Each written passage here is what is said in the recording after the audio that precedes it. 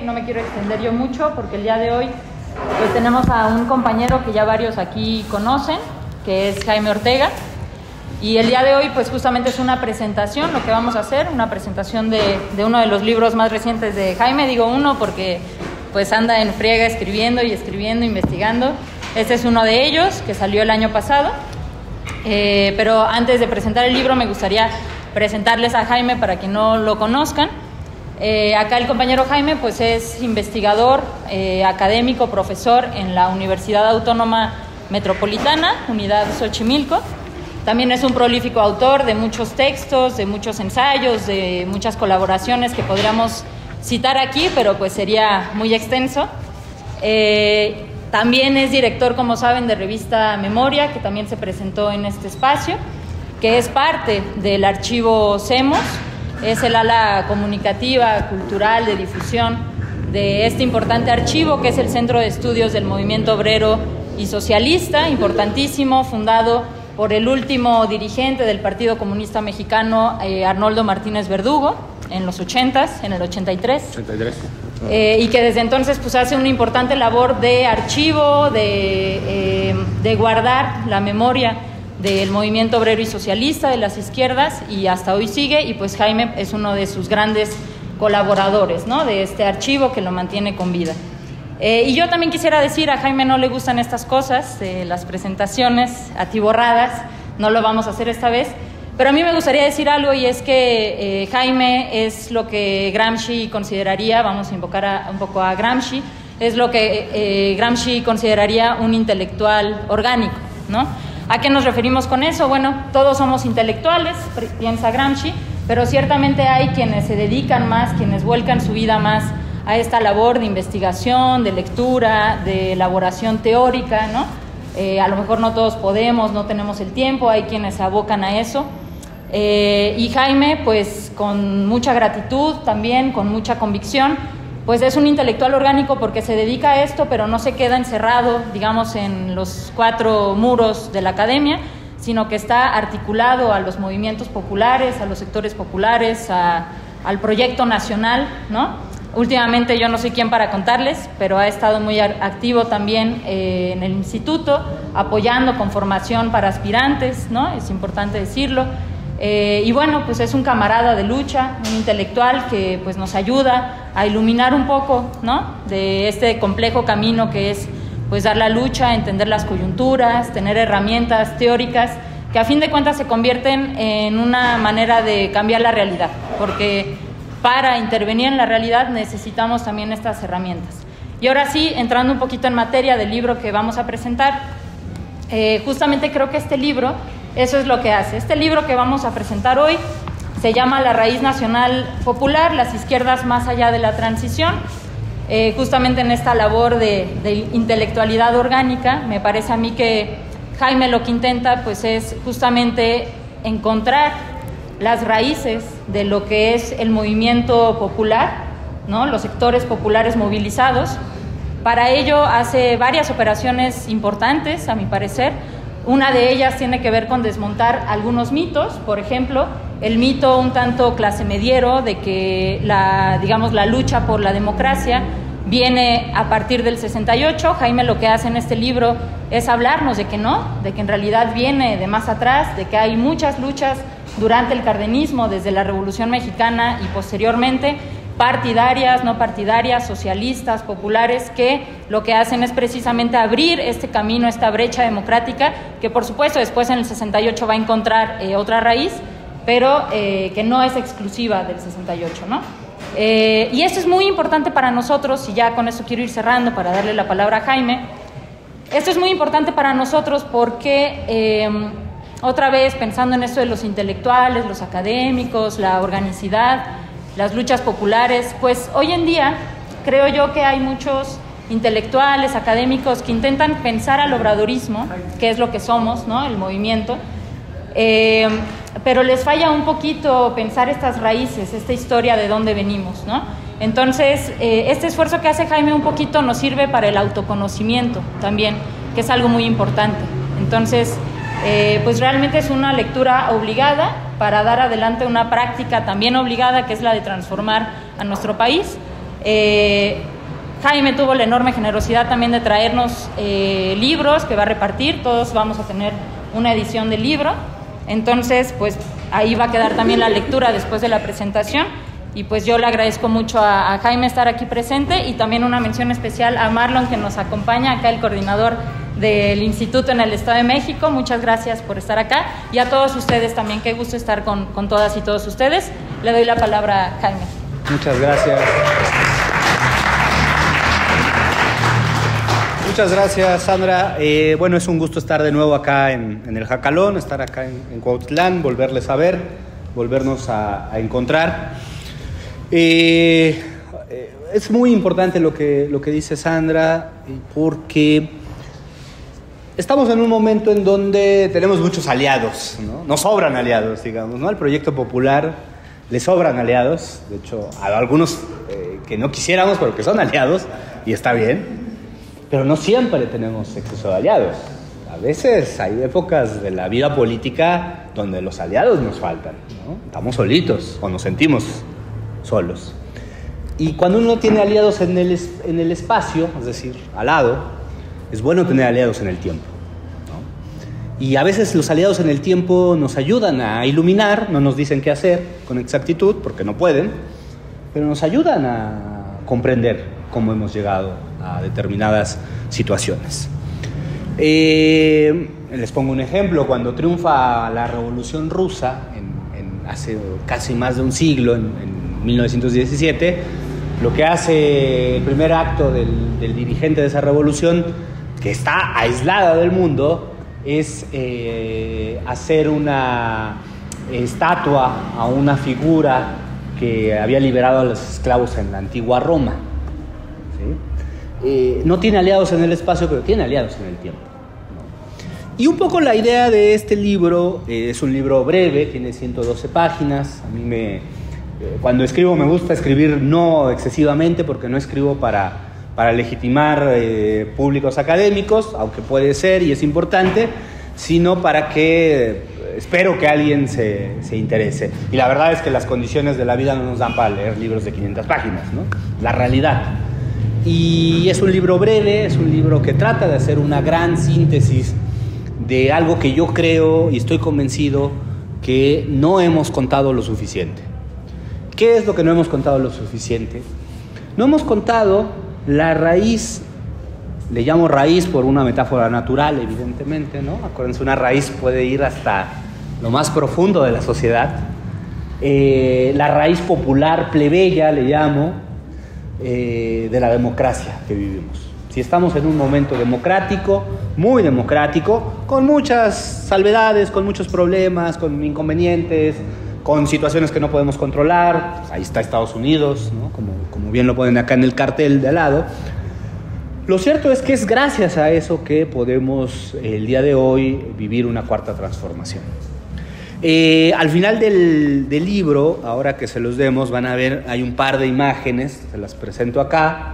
Van a ver una imagen de un mural en la avenida Periférico, en la Ciudad de México, y algunas fotografías y carteles que evocan a un personaje de la historia mexicana que yo creo que tiene que ganar más relevancia. Cuando decimos las 4 transformaciones, sabemos muy bien que la primera fue la independencia. Nacimos como nación, ¿no es cierto? Pero no nacimos como nación gratis, fue sangriento. Tuvimos que destruir lo que había para nacer. Como todo parto, es un parto doloroso, ¿no? Y tuvimos la ventaja de tener entre los forjadores de la nación a gente con una gran visión. Gente que veía el fin de la esclavitud, que era algo que no todos veían, Ojo, eso es algo muy excepcional en la historia de nuestros países en América Latina. Y luego decimos, tenemos una segunda transformación, pues estábamos asediados, estábamos acosados por grandes potencias. Acuérdense que tuvimos en el siglo XIX invasión norteamericana, invasión francesa, fuimos una nación muy atacada. No todos los países de América Latina fueron invadidos de esa manera en el siglo XIX, Es muy específico nuestro despliegue de grandes ejércitos ocupando nuestro territorio, venciendo, ocupando la capital, en Palacio Nacional ondeó la bandera norteamericana.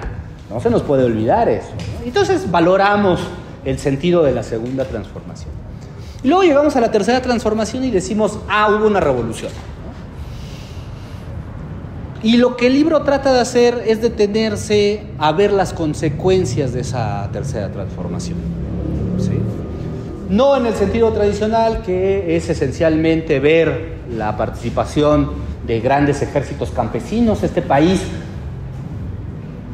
en su versión moderna, nace de la incorporación de campesinos desposeídos, analfabetas, sin derechos, que conquistan su libertad y sus derechos con las armas. Ni siquiera lo podemos imaginar el día de hoy, porque todas y todos nacimos con algunos derechos, ¿no es cierto? Pero hace más de un siglo los derechos se conquistaban con las armas en la mano. Y eso le cambia toda la configuración a nuestra realidad política, ¿no? Y no podemos obviarlo, porque seguimos viviendo las consecuencias de esos actos, de esos acontecimientos. Voy rápidamente. Los años 20 son de una profunda reorganización. Hace un siglo estábamos reorganizando el país había quedado devastado económicamente, teníamos 1 millón de muertos en un país de 10 millones, teníamos 1 millón de muertos, no es poca cosa, y empiezan a surgir numerosos experimentos, sobre todo en la parte del Golfo. Ya ven que ahora está la disputa por el Golfo, ¿no? Toda esa parte, hay grandes experimentos sociales en los años 20 donde los gobernantes empiezan a construir sus gobiernos a partir de ejercicios inéditos. Empiezan a dar derechos, las mujeres empiezan a votar, los hombres empiezan a votar, no votaban. Acuérdense que la revolución, entre otras cosas, decía sufragio efectivo, y el sufragio efectivo era que votáramos, porque no votábamos universalmente, solo votaban algunos. Empiezan a votar hombres, empiezan a votar mujeres, empieza a repartir la tierra, empieza a haber una gran cantidad de ejercicios. En Yucatán, el más famoso, Carrillo Puerto, que tuvimos el año pasado, en Tabasco, que tuvimos lo que se llamó después el Laboratorio de la Revolución, así se le llamó, porque era muy radical el ejercicio en Tabasco. En Veracruz, en los años 20, en Veracruz, para hacer el reparto agrario, se armaba campesinos. Había un ejército en los años 20 de 10,000 campesinos armados tomando la tierra. En Tamaulipas, mucho más discreto, pero también había algo parecido. En Michoacán, ¿no?, del otro lado. Y lo que tenemos en los años 20 es un montón de experimentos de incorporación de la sociedad movilizada para reclamar sus derechos. Derechos que ya estaban en la Constitución, ¿sale? Formalmente ya funcionaban, pero realmente no lo hacían, ¿no? Ese es el problema de las reformas constitucionales, no es hacerlas. Hacerlas es el principio, ejecutarlas es el siguiente paso, y no se ejecutan si no está la sociedad en la acción. Ya hicimos plan C, ya ganamos la elección, ya reformamos la Constitución, pero ojo, hacerla vigente es lo que viene ahora, y es lo importante, ¿no? Claro, yo sé que ustedes dicen, no, pues apenas si logramos el plan C, qué bueno. No, ese es el comienzo de todo, apenas vamos a comenzar en realidad. ¿Y eso por qué lo podemos decir? Porque tenemos atrás la historia, ¿no? Todos esos experimentos fracasan porque no hay una perspectiva nacional, no porque no se quisiera que hubiera, sino porque algo faltaba. Viene un gran periodo de oscurecimiento de la revolución, más o menos entre 1928 y 1934, mucha corrupción, gobiernos muy corruptos, ¿no? Eso que se conoce cuando nos lo enseñan en la escuela como el maximato, son gobiernos muy corruptos. Viene una crisis internacional en los Estados Unidos, la crisis del 29, que es muy importante. Y algo ocurre en la sociedad, algo ocurre, algo que no se ve, algo que no se registra. Y es que las organizaciones sociales del momento, en ese momento eran los sindicatos y las organizaciones campesinas, eligen a un candidato, imponen a un candidato. Y ese candidato que está en la portada se llamó Lázaro Cárdenas.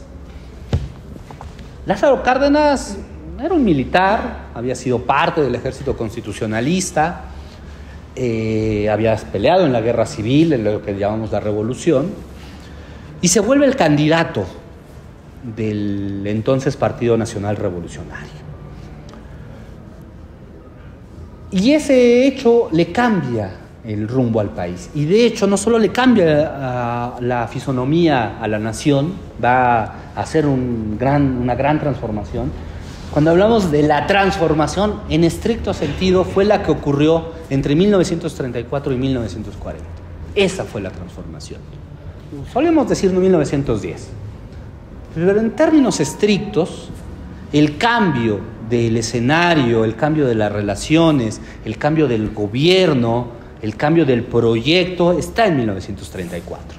Estábamos cumpliendo el año pasado 90 años, ¿no? Y es muy importante. Entre otras cosas, el gobierno del general Cárdenas es uno de los que más creativo fue en la historia nacional. Les voy a poner algunos ejemplos nada más para que se den una idea. El gobierno del general Cárdenas inicia o desarrolla la incorporación democrática de las poblaciones indígenas a la historia del país. Es el primero que pone en el centro a los indígenas. El gobierno del general Cárdenas reparte la tierra enfrentándose a los grandes poderes económicos. Eso es más conocido. El gobierno del general Cárdenas inventa algo que en ese momento, en los años 30, no existía. Todos ustedes han escuchado de La Marquesa, por ejemplo, ¿no? Del parque La Marquesa, a la salida de Toluca, ¿no? Los parques nacionales son una creación del general Cárdenas. La mayor parte de la relación con la naturaleza en los años 30 era la visión norteamericana de que la sociedad tenía que estar al margen de la naturaleza para protegerla. Se le llama el conservacionismo a esa corriente. Conservar la naturaleza es que la gente se salga del bosque, del campo. Y el general Cárdenas dice no, conservar la naturaleza es que la gente se apropie del espacio y inventa los parques nacionales, ¿no? Y dice, no, ¿cómo vamos a sacar a la gente, campesinos empobrecidos, del espacio natural de su vida? Tiene que haber un equilibrio, ¿no? Y lo sabemos el día de hoy. Un siglo después sabemos que la solución al cambio climático no es salirnos de la naturaleza, pues eso es imposible. Es organizarla y vivirla y aprovecharla colectivamente. Ese es el cambio. Aprovecharla individualmente nos lleva al fracaso. Dejarla intacta nos lleva al fracaso. Lo que nos lleva a una condición de vida mejor es aprovecharla económica y culturalmente de manera colectiva. El gobierno del general Cárdenas es un gobierno muy importante en la historia del país. Defiende la soberanía nacional y entre marzo de 1938 y mayo de ese mismo año ocurren 3 hechos que van a marcar al país mucho más de lo que el propio país ha reconocido. Primer acto, expropia la industria petrolera. Pues vean en qué momento estamos, ¿no? Es decir, es un eje fundamental de la vida política del país. Y mucho de lo que se haga con Pemex en los próximos años tiene que ver con el acto del general Cárdenas. Ojo, el general Cárdenas no expropia el petróleo para venderlo. No, su idea era que el petróleo abasteciera la demanda nacional. No vivía dependiendo del mercado exterior. Fue hasta los años 70 que nos volvimos un país exportador de petróleo, muchos años después. Segundo acto que hace el general Cárdenas, que es uno de los más desconocidos. General Cárdenas nacionaliza la industria ferrocarrilera, pero no solo la nacionaliza, le entrega a los obreros ferrocarrileros la administración a los ferrocarriles en mayo del 38. Una novedad que nadie se había atrevido a hacer, ¿no? Tiene muchos problemas la administración obrera, un sindicato controlando una industria es complicado, va a fracasar la administración obrera de ferrocarriles. ¿En qué estamos discutiendo en 2025? La creación de nuevo del sistema de ferrocarriles. Es decir, otra vez estamos en esa discusión. El petróleo. Y hace algo que pasó a la historia de manera muy negativa, pero que habría que volver a visitar. Funda en abril de 1938 una organización que se llamó Partido de la Revolución Mexicana. Tradicionalmente se explica, y si ustedes buscan en internet, que el Partido de la Revolución Mexicana fue el antecedente del PRI. Sí y no.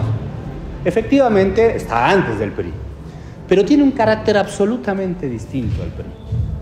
El Partido de la Revolución Mexicana fue el intento del general Cárdenas de que los sectores populares decidieran sobre el Estado. Y eso, compañeros, es fundamental, porque lo que imaginó no lo pudo llevar a cabo porque fracasó rápidamente por muchas condiciones que no voy a profundizar ahora, están trazadas en el libro.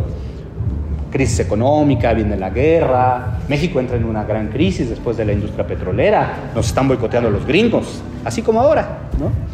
Así nos estaban los ingleses, ya no contaban mucho, pero bueno, ahí estaban los ingleses, nos amenazan, nos hacen jugadas, nos hacen un doble juego, ¿no? Los norteamericanos sobre todo. Y entonces, al fundar esta organización que se llama Partido de la Revolución Mexicana, hay una idea que es expresar las demandas de la sociedad en el Estado. Esa es la demanda fundamental, esa es la premisa fundamental. El Partido de la Revolución Mexicana va a fenecer, va a morir en 1946, va a renombrarse como PRI, va a cambiar su estructura. En el Partido de la Revolución Mexicana actuaban los obreros, los campesinos y los militares. A partir de la llegada del PRI van a ser las llamadas clases medias o sectores populares, así se les llamaba en el momento, los que van a diseñar. Pero queda algo de esta historia. A partir de ese momento vamos a empezar a hablar de un adjetivo que es el de cardenismo, como antes hablamos del adjetivo zapatismo o antes del adjetivo villismo, ¿no? Es una tendencia muy normal nombrar con el apellido de una figura, pero no es la figura, es el momento específico en donde el pueblo se hace presente. Y eso es lo que trata en esta primera parte del libro. Tratar de mostrar cómo no fue el general Cárdenas. El general Cárdenas se pudo haber llamado de otra manera, pudo haber sido otro personaje, pero había las condiciones para que el pueblo se expresara y efectivamente lo hizo. Y todas estas creaciones no deben de ser vistas, como ya lo sabemos el día de hoy, como el antecedente de algo. Son momentos muy particulares, son momentos de mucha riqueza política, conceptual, estratégica, de hacia dónde va el país, de cómo queremos al país. Y hay una premisa fundamental en el ejercicio del gobierno del general Cárdenas, que es la democracia es la hechura del pueblo, la unidad del pueblo.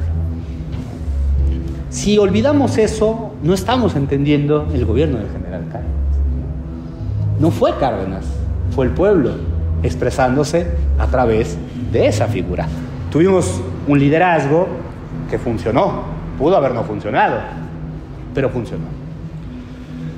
Va a venir entre 1940 y 1960 un proceso muy complicado, viene la Segunda Guerra Mundial, somos aliados de los gringos por fuerza, porque tenemos frontera, ¿no es cierto? No nos queda de otra, tenemos que vivir con ellos, no nos queda de otra, ¿no? Ayer y hoy, ¿no?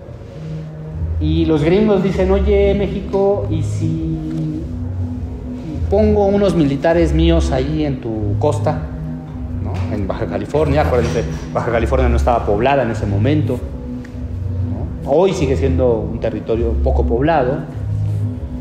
Y México dice, sí, pero van a tener que tratar con el general Cárdenas, ¿no? Una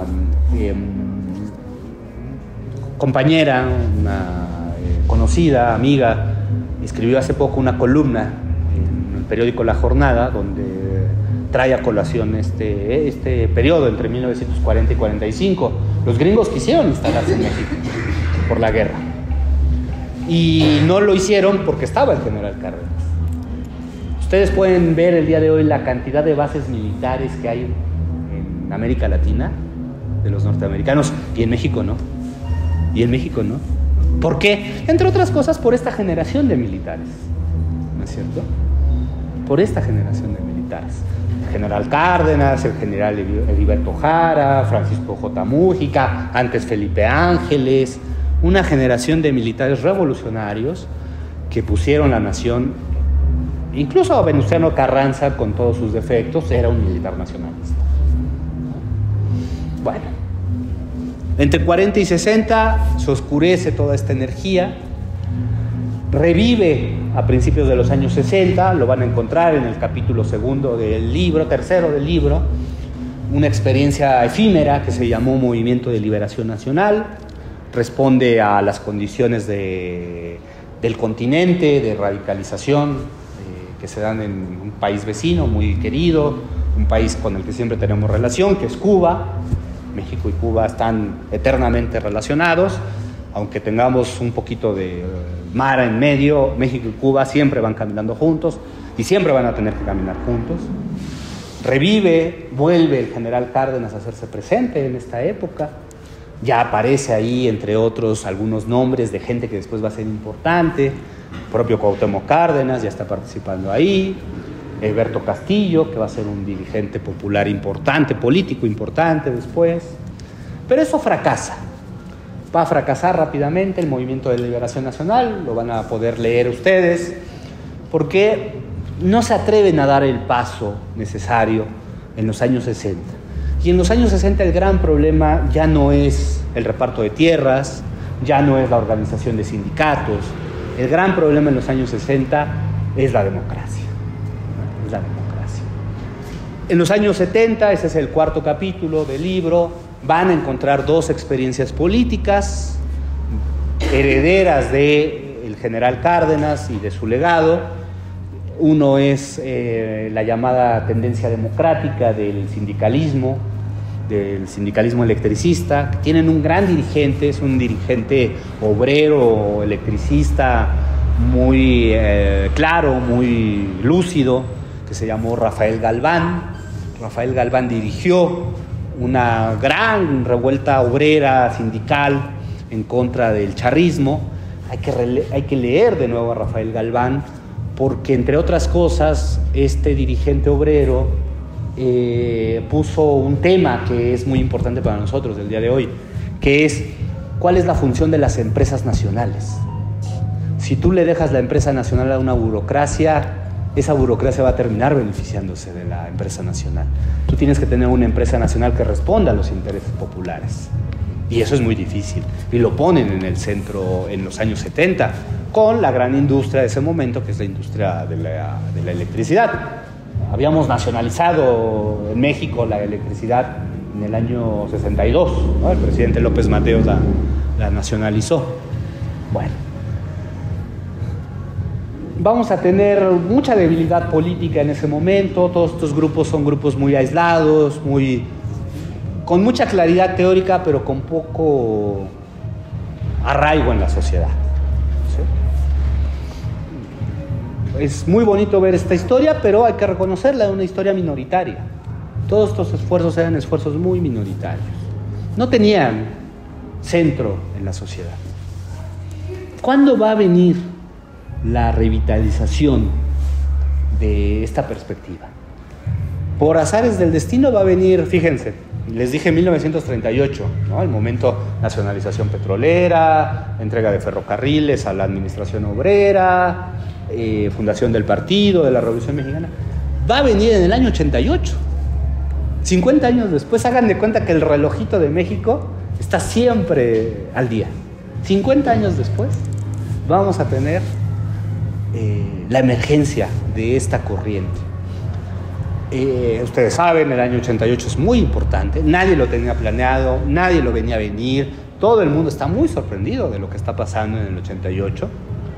Les cuento un poco, yo ahora me estoy metiendo a ver cómo se veía el año 88, y es muy sorprendente, porque en verdad nadie lo esperaba. De repente, alguien con el apellido Cárdenas de nuevo, ¿no?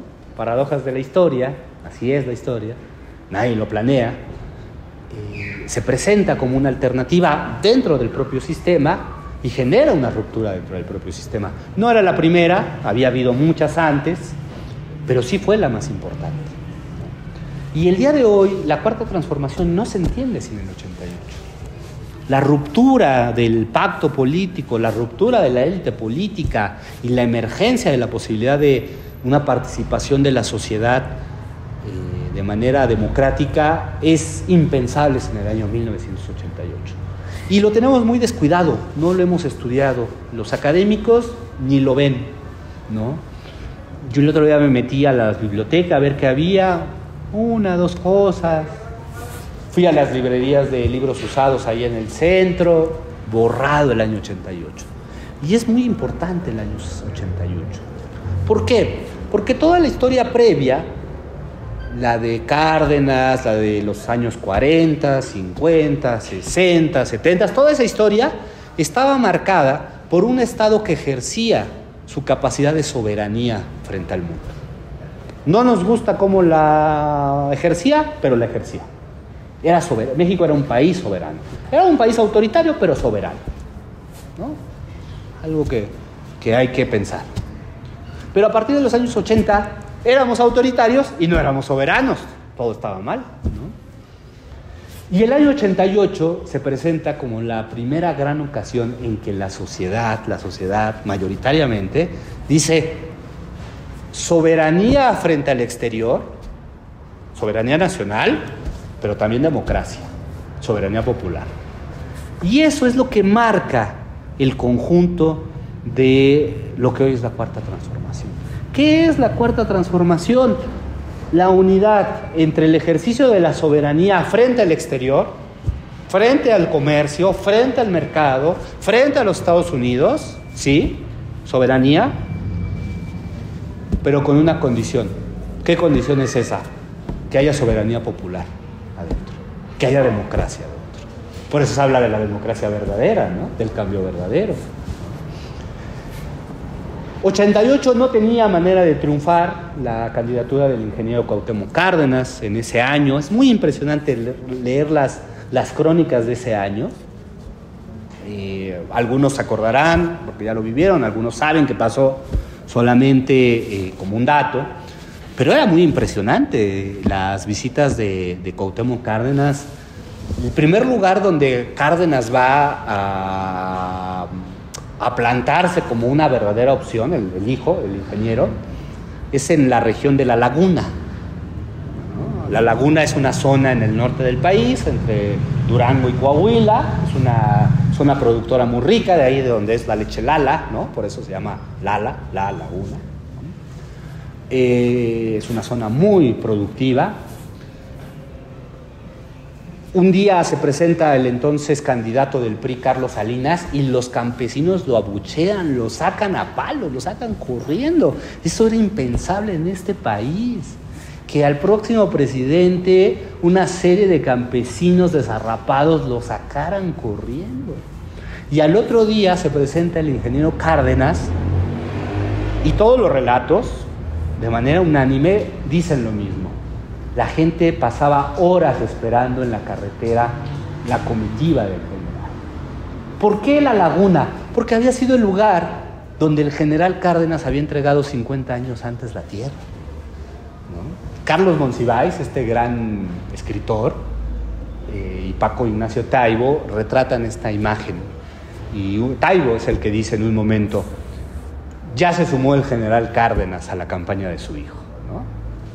Fíjense, es un momento muy importante porque demuestra que los aliados del pasado son importantes. El recuerdo, la memoria, la voz, eran pocos los que habían visto al general Cárdenas en el año 38, los más viejos. Y sin embargo, cuando el hijo regresa, dicen, pues claro, tiene sentido, tiene lógica, hay que apoyarlo, ¿no? El siguiente gran acto del ingeniero Cárdenas en el año 88 es en Ciudad Universitaria, ¿no? Es el reencuentro entre la generación del 68 de la que hablaba Sandra, esa generación antiautoritaria, con esta perspectiva, ¿no? De decir, sí somos antiautoritarios, pero necesitamos transformar el Estado, necesitamos transformar el gobierno.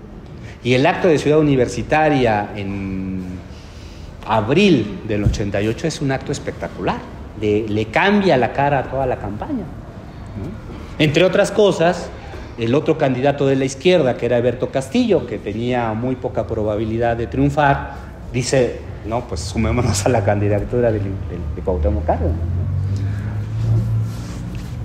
Así es esto, ¿no? O sea, no lo espera nadie. Era muy difícil que la candidatura del ingeniero Cárdenas triunfara en 88. La cuarta transformación no pudo haber iniciado en 1988. No solamente porque no ocurrió, ya lo sabemos, ¿no? No podía ocurrir porque las condiciones del mundo pues iban por otro lado, ¿no?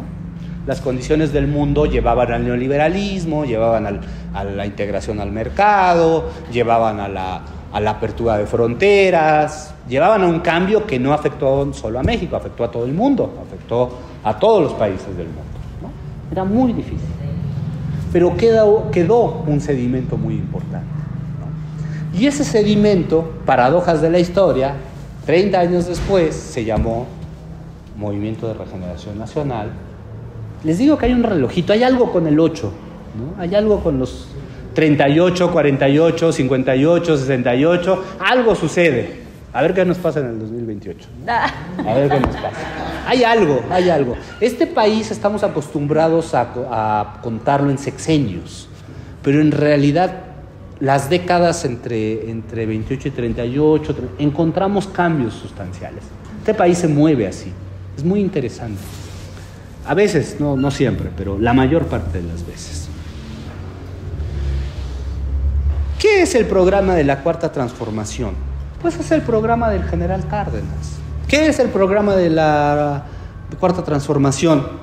La reinvención del programa de lo que van a encontrar aquí llamado Movimiento de Liberación Nacional. ¿Qué es la Cuarta Transformación?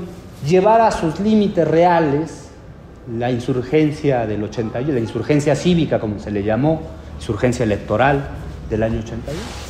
No es otra cosa, ¿no? ¿Y qué quiero decir con esto? Bueno, quiero decir que el programa esencial tiene que ver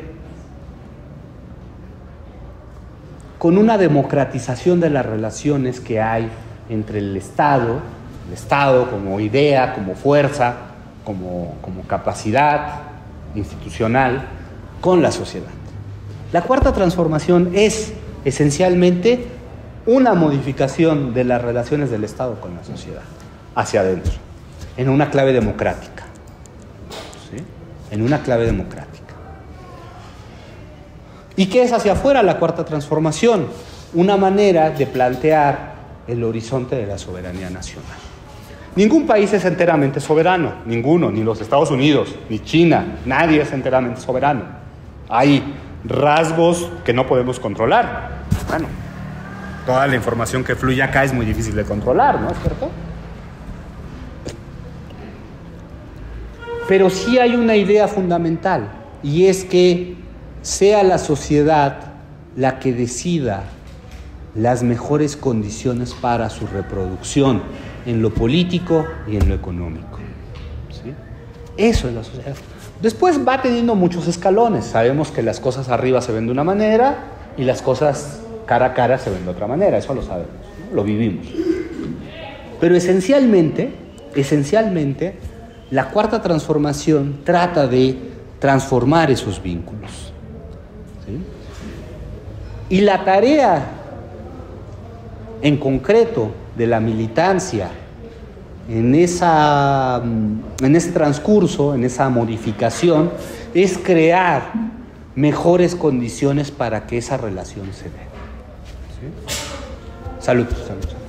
Si no lo hacemos, estamos fallando al programa de la transformación. ¿Qué es la transformación? Crear vínculos, relaciones que vayan acorde con ese proyecto nacional. ¿Sí? Eso es. No es una fórmula secreta, es eso, ¿no? Comportarnos distinto frente a los otros, frente a las otras, exigir a quien hay que exigir, pedir a quien hay que pedir, ¿no? Movilizar cuando hay que movilizar. Es eso, ¿no?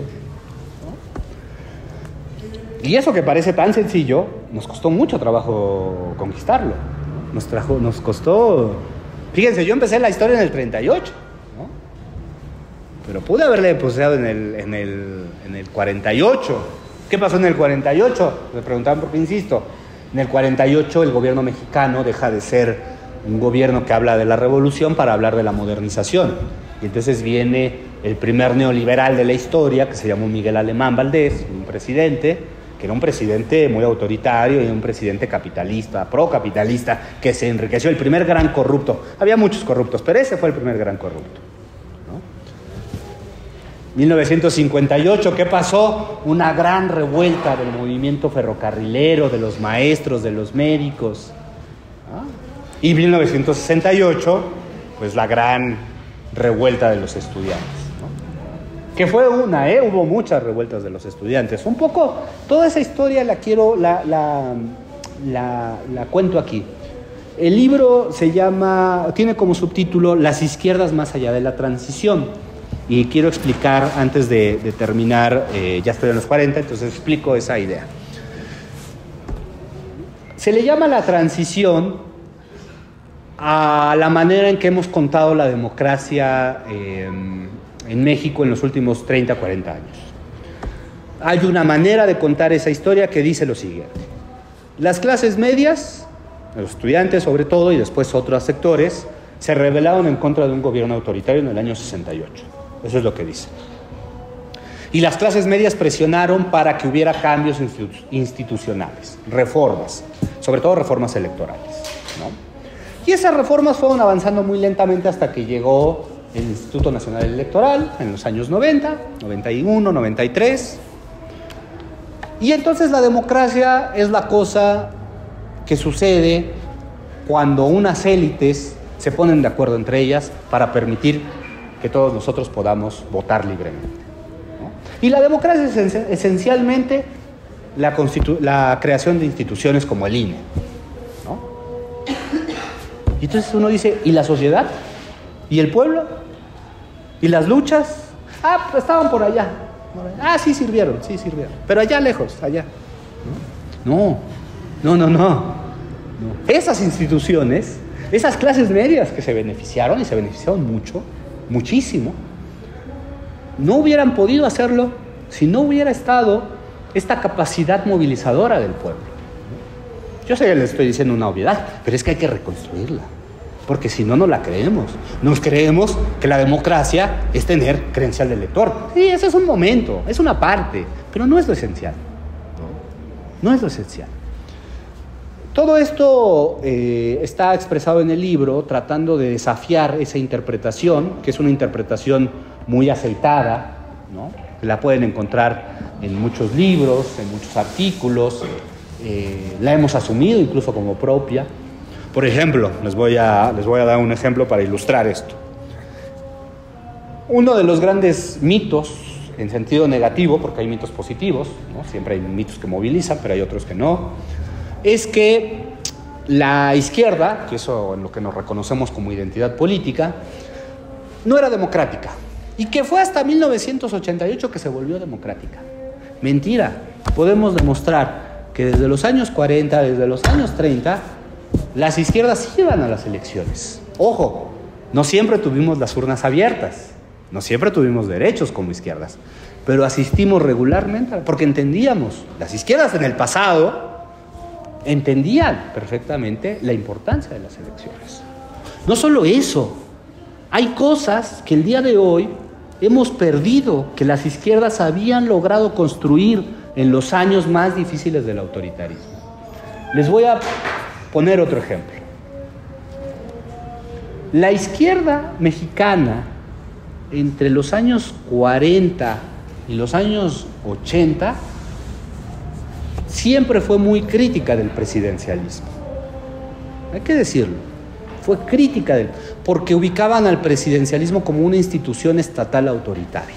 Sabemos que no necesariamente es así, sabemos que puede haber presidencialismos democráticos, pero apuntaron siempre a la construcción de que México fuera un régimen parlamentario. ¿Sí? Podemos criticar esa acepción, ¿no? Pero sí es importante decirlo, fueron las izquierdas las primeras que dijeron que había que hacer eso. Propusieron una alternativa. No se quedaron viendo, no se quedaron calladas. Dijeron, hay que probar otro sistema. Si este nos está llevando por un camino autoritario, el régimen del PRI, donde el presidente era la máxima expresión hasta los años 80, 90, hay que criticarlo. ¿Por qué les digo esto? Porque una reforma muy radical del Estado sería desaparecer el presidencialismo. Hay países que no tienen presidente, ¿no? Los países parlamentarios. Puede ser que no nos dé, puede ser que las condiciones del país no den para eso. Puede ser. Casi me atrevería a decir que no estamos en condiciones. Pero se planteó, existe la propuesta. Existió la propuesta. Tendríamos que recuperar esas trayectorias, ¿no? Tendríamos que recuperarlas. Bueno, les traigo aquí este libro con mucho entusiasmo de que ustedes puedan leerlo. Tiene sus errores, porque todo libro tiene esas que se llaman erratas. Un editor de una revista contaba que siempre había una sección que se llama fe de erratas. La fe de erratas es cuando uno se equivoca, ¿no? Entonces que una vez se equivocó y le puso fe de erratas. O sea, hasta en la fe de ratas se equivocó, ¿no? Bueno, así le pasó a este libro, que yo lo leí 20 veces, ya estaba aburrido de leerme. Y ese es el problema, que uno ya se lee con tanta naturalidad que ya no ve sus errores, ¿no? Y entonces se lo da a una correctora y tampoco ve los errores, y se lo da a los amigos y tampoco... Entonces tiene errores, somos humanos, no somos de inteligencia artificial. Pero más allá de los errores, que desde ahora les pido una disculpa, me interesa mucho que lo lean, que vean si se reflejan en esa historia, ¿no? ¿Qué tanto nos reflejamos en la historia? Porque no hay proyecto nacional que sea popular que se crea de la nada. Siempre se crea con referencia al pasado. Van a encontrar esta foto es de la fundación del Movimiento de Liberación Nacional en el año 61, y aquí están los actores del presente y atrás tenemos a los aliados del pasado, al general Zapata y al general Morelos. No es casual, no es casual. Y la última fotografía, estas fotografías las encontré escarbando en el archivo, una marcha campesina donde los campesinos sí traen sus banderas. Atrás está una manta de lo que en ese momento era el Partido Socialista Unificado de México, y en la vanguardia los campesinos van sosteniendo efigies o imágenes hechas a mano de Juárez, de Hidalgo, de Cárdenas, de Vicente Guerrero. Ya ven que ahora la presidenta ahora el 14 de febrero mencionó a Vicente Guerrero, ¿no? Por ser el que abole la esclavitud, ¿no? Tenemos muchos aliados en el pasado. Yo esto lo digo a la saciedad y puedo pecar de ingenuo, pero este país tiene una historia de revoluciones, compañeros. Nuestra historia tiene muchos puntos negros, tiene muchos defectos, seguro. Pero como excepcionalidad en la historia, somos un país de revoluciones. Nacimos con una revolución. Tuvimos que afirmarnos como nación cuando nos invadieron. Ahí está el Cerro de las Campanas, para quien lo dude. Ahí está el fusilamiento de los emperadores europeos.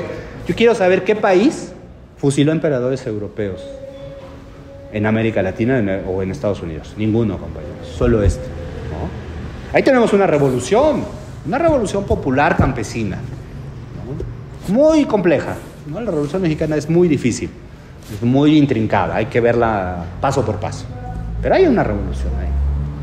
Y tuvimos un presidente, como fue el general Cárdenas, que supo el lugar de México en el mundo. Porque ser nacional no es encerrarse en uno mismo. Ser nacional es abrirse al mundo y entender el lugar nacional en el mundo. Por eso cuando dicen las derechas son nacionalistas, se equivocan. Las derechas no son nacionalistas, porque la nación es procurar los vínculos con el resto de las personas. Cuando un tipo te dice, como Trump, voy a expulsarte, voy a expulsarte, voy a expulsarte, no está creando nación, está destruyendo la nación, de hecho. Porque la nación no tiene que ver con la sangre, no tiene que ver con el territorio, tiene que ver con una idea, con una construcción, con un vínculo. Las derechas no son nacionalistas. Las derechas no son nacionalistas, destruyen la nación, de hecho, ¿no? Son nativistas, así se les llama. El que nació ahí al lado, ¿no? No tiene cultura, no tiene nada, pero nació ahí, ya. No, las derechas son profundamente antinacionales, porque la nación es la capacidad o la idea de reconocernos en los otros, en las otras, en el presente o en el pasado, o en el futuro, también en el futuro. Hay una frase que ya alguna vez con Sandra, sobre todo, con Enrique, que no está ahora acá, pero que está en espíritu, Enrique Sandoval, que más o menos sería así. No todo nacionalismo es de izquierda, efectivamente. Puede haber nacionalismos que no sean progresistas, efectivamente. Pero toda izquierda tiene que ser nacional. Y por nacional no quiero decir encierro, negar al otro, expulsarlo. No, eso no es ser nacional. Eso no es ser nacional. Ser nacional es recibirlo, adaptarlo, reinventarlo. Eso es la nación, ¿no? Esa es la nación verdadera. ¿Cuál es la nación verdadera? La que sobrevive en el tiempo, la que se reinventa todo el día, todo el tiempo. ¿O a poco somos como los de hace un siglo? Pues no, nos hemos reinventado. ¿Y qué creen? Nos vamos a seguir reinventando, ¿no? Bueno, espero que el libro sea útil, sea una herramienta. Yo sé que es hablar de historia y mucha gente dirá, ¿para qué hablar del pasado? ¿No? Hay que hablar del futuro, hay que hablar de la inteligencia artificial, hay que hablar qué pasa con Trump.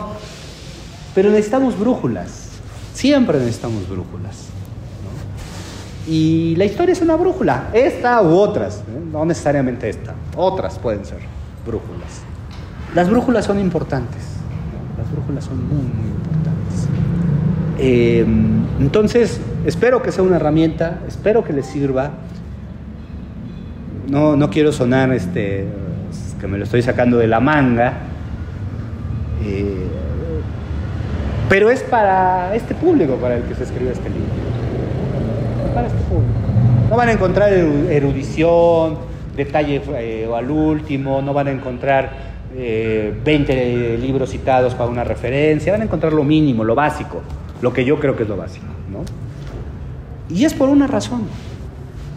Este libro hace 15 años no hubiera tenido sentido. Hace 30 años no hubiera sentido. Tiene sentido hoy. ¿Sí? Tiene sentido hoy.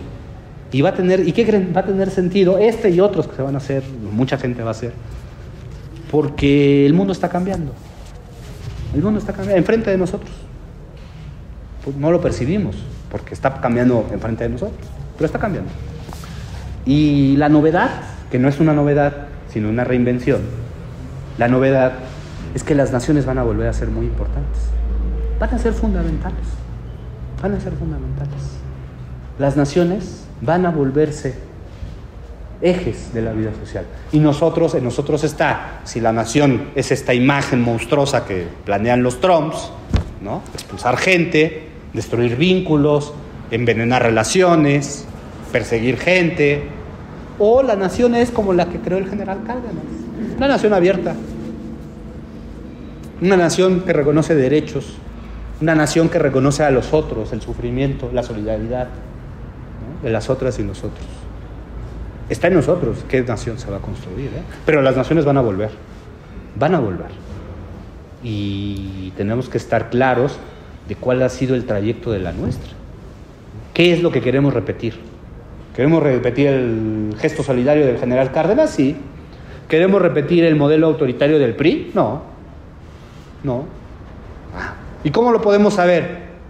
Pues con esta mirada hacia el pasado, ¿no? Esta mirada hacia el pasado. Bueno, creo que le puedo dejar ahí. A ver qué dice, ¿no? Gracias.